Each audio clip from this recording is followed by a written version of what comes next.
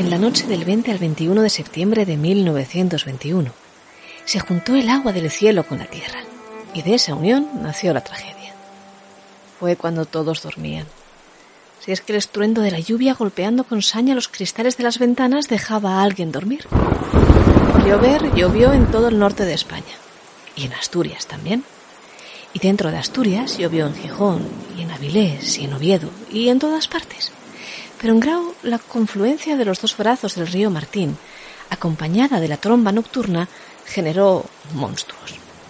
Generó también muerte, la de Evarista Suárez. Trajo la miseria allá donde ya se conocía bien, hizo desaparecer casas enteras, las historias de muchas vidas.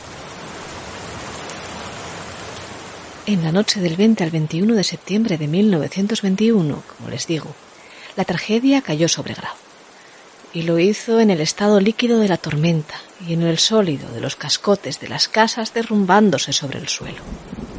Esta es la historia, tal y como la contaron las crónicas. El día 20 de septiembre de 1921 cayó en martes. Esa tarde comenzó a llover como nunca antes se hubiera visto sobre tierra moscona, de tal forma que los dos brazos del río Martín acabaron por desbordarse y unirse, generando con ello una enorme tromba de agua que promovió inundaciones de hasta 2 metros.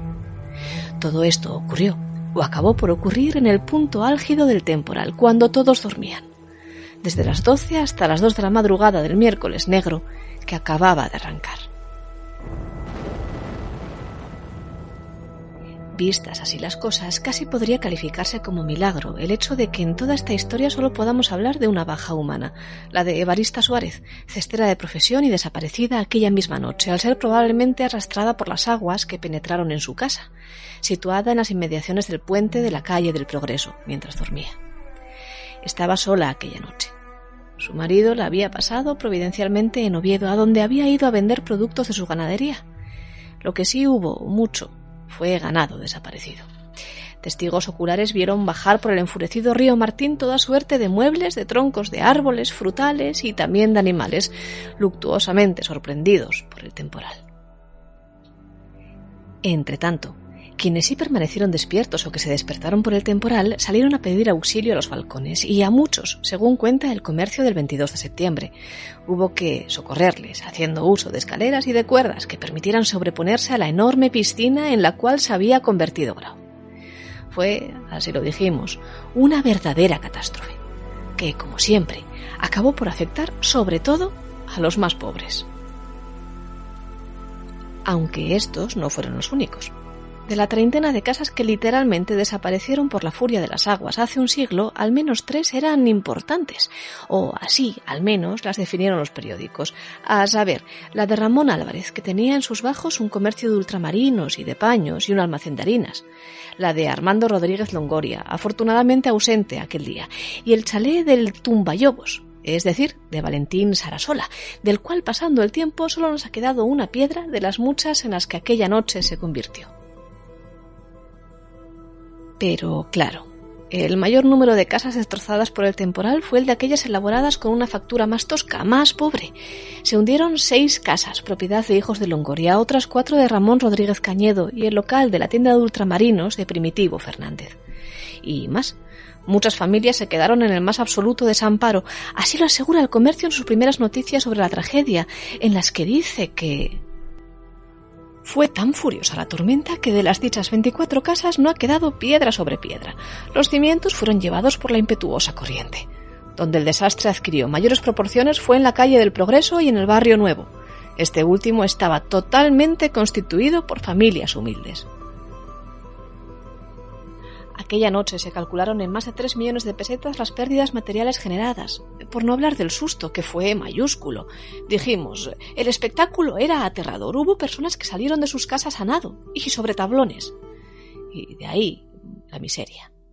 Decía el Comercio, cuando aún las cosas no estaban del todo claras y todavía se hablaba solo de 24 casas siniestradas, que el cuadro es más que doloroso, aterrador.